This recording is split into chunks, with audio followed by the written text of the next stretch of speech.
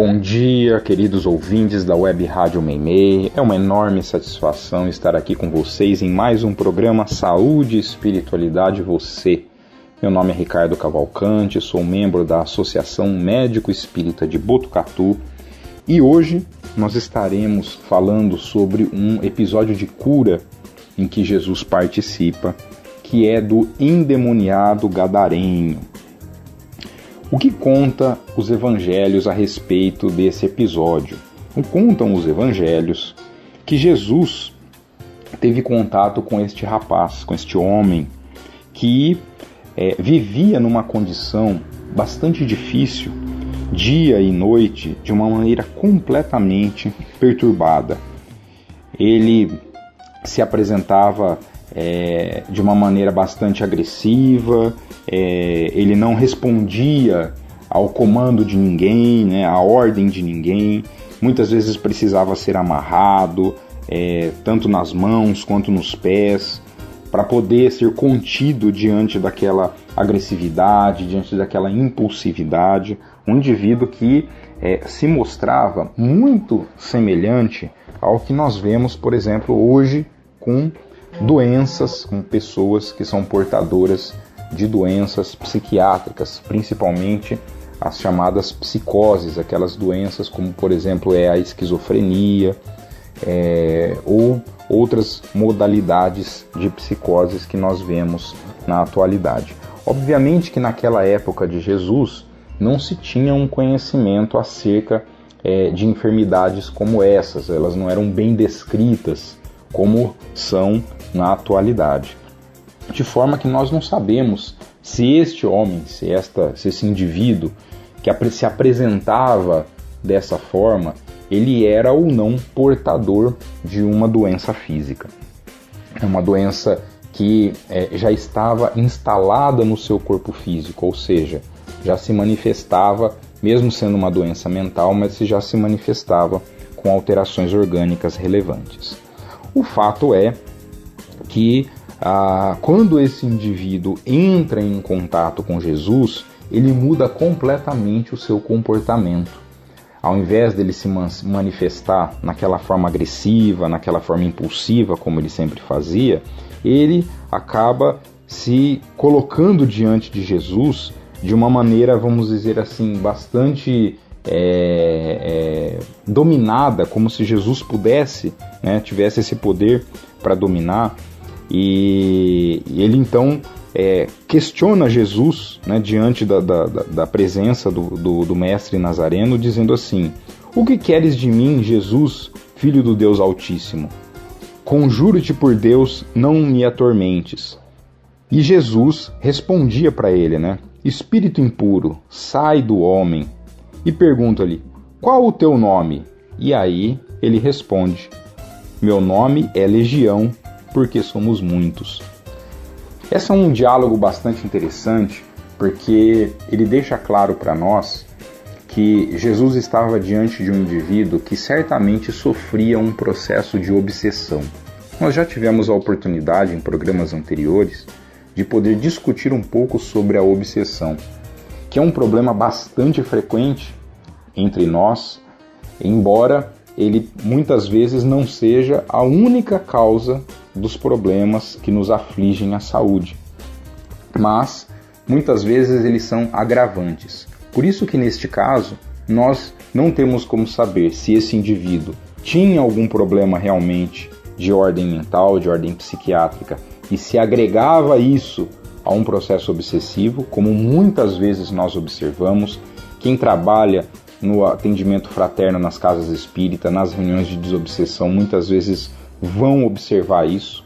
Se nós formos muitas vezes em serviços que fazem atendimento de pacientes com doença psiquiátrica, nós vamos encontrar isso. Existem hoje no Brasil muitos hospitais espíritas que atendem pessoas com doenças psiquiátricas, e muitas vezes a gente vai encontrar essa dupla ação, ou seja, você tem um indivíduo que sofre de uma doença psiquiátrica e se sobressai também ali um processo obsessivo.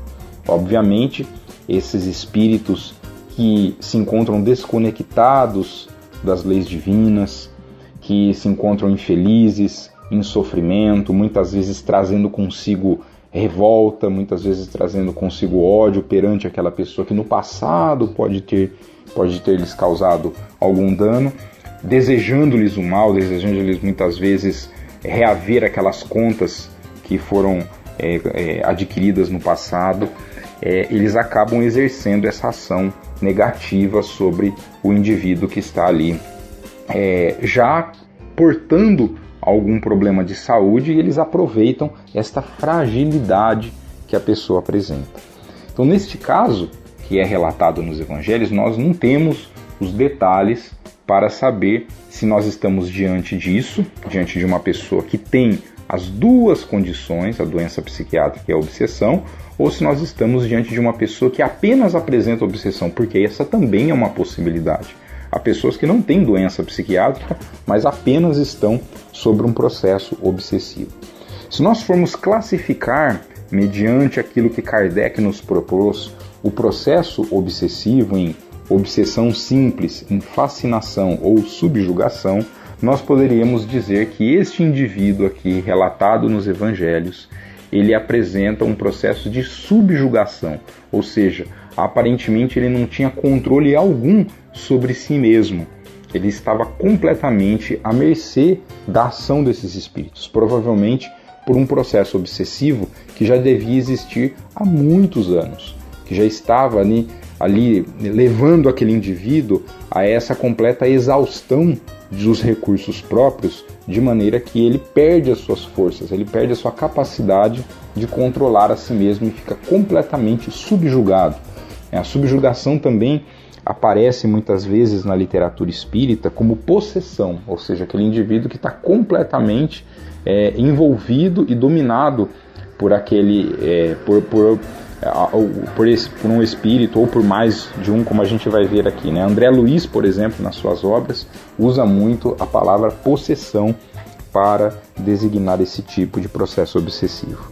E o que é interessante também a gente anotar neste caso aqui é que Jesus pergunta o nome. Obviamente que Jesus, na sua capacidade, na sua grandeza espiritual, nas suas percepções, que devia enxergar muito além do que este mundo físico, sabia que com aquele indivíduo não havia apenas um espírito exercendo o processo obsessivo, mas havia um grupo de espíritos fazendo isso.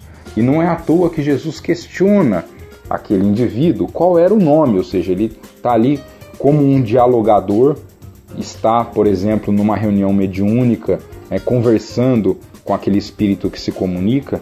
Estava Jesus ali dialogando com estes espíritos e ele pergunta qual é o seu nome, e ele responde: meu nome é Legião, porque somos muitos. E isso acontece muitas vezes. Muitas vezes a gente vai ter pessoas que sofrem processos obsessivos e que esse processo obsessivo ele não é exercido apenas por um único espírito, mas por um grupo de espíritos. Por que isso pode acontecer? Isso pode acontecer porque pode ser que aquele indivíduo tenha causado mal a um grupo de pessoas, e às vezes não é um indivíduo único, e aí todos aqueles indivíduos podem estar ali desejando, querendo reaver as contas com aquele indivíduo, mas a gente também pode ter às vezes um espírito que deseja-lhe o mal e que acaba angariando, acaba reunindo outros que possam ter desejos, e que certamente têm desejos e sintonias semelhantes, mas que o ajudam sem que tenham um envolvimento direto com aquele indivíduo que está sendo obsediado. Então isso pode acontecer. A gente encontra vários relatos na literatura espírita de situações como essa, e quem trabalha nas reuniões de desobsessão sabe que isso é uma realidade. Fato é que este pode ser um problema de saúde que muitas pessoas apresentam. Então, sejam aqueles que têm doença psiquiátrica, sejam aqueles que não têm a doença psiquiátrica, mas apresentam um processo obsessivo, isso obviamente causa um transtorno imenso na vida do indivíduo. Por quê? Porque todo o processo de obsessão, ele leva a pessoa a uma perturbação emocional muito grande, e ela precisa ser tratada. Então, neste relato daqui, Jesus então estava diante de um homem que sofria um processo obsessivo.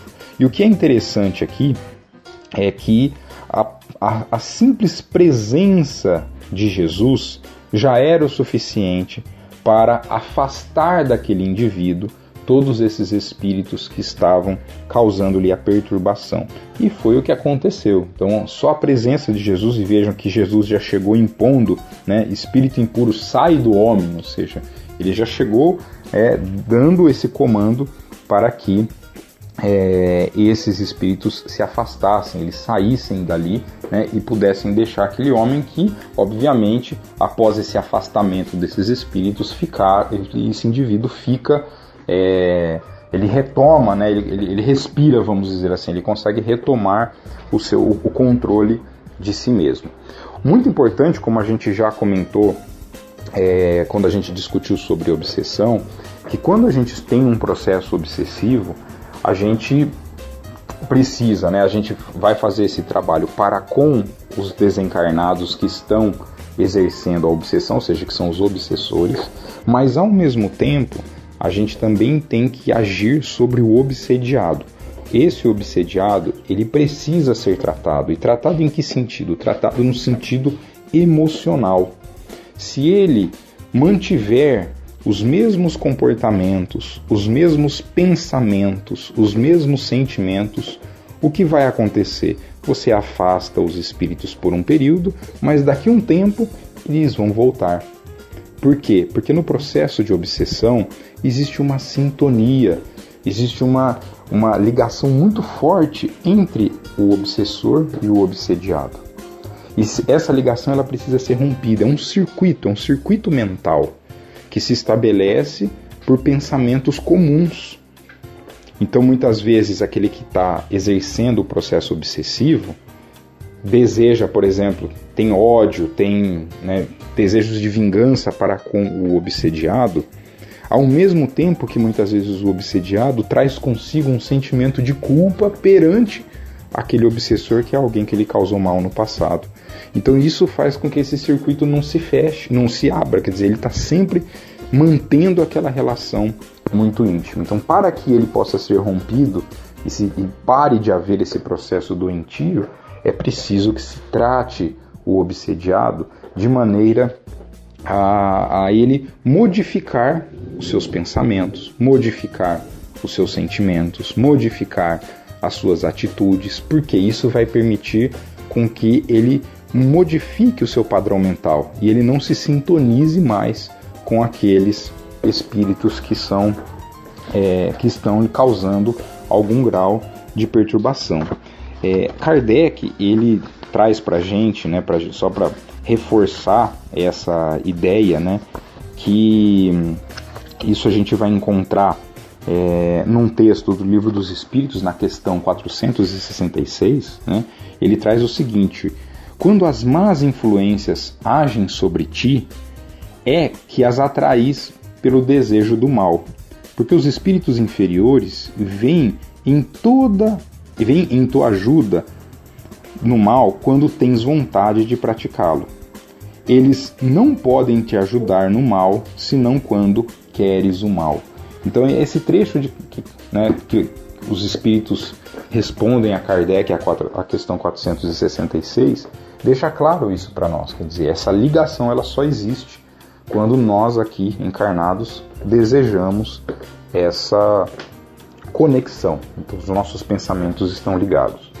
E como nas curas de Jesus, né, em todas elas, essa daqui também vai ao encontro disso, porque Jesus sempre deixava muito claro, né, quando ele participava de um processo de cura, quando ele dizia para cada um que a tua fé te curou, ele sempre reforçava aquele indivíduo que você está curado, mas tome cuidado para não caíres mais no erro, ou seja, não peques mais, para que não aconteça algo pior, para que o seu problema não retorne. Por que Jesus sempre alertava isso? Ele alertava querendo indicar assim: olha, aproveite esse período que você adoeceu para você refletir e modificar os seus pensamentos, modificar os seus comportamentos. Se assim você não fizer, você recai nos seus problemas.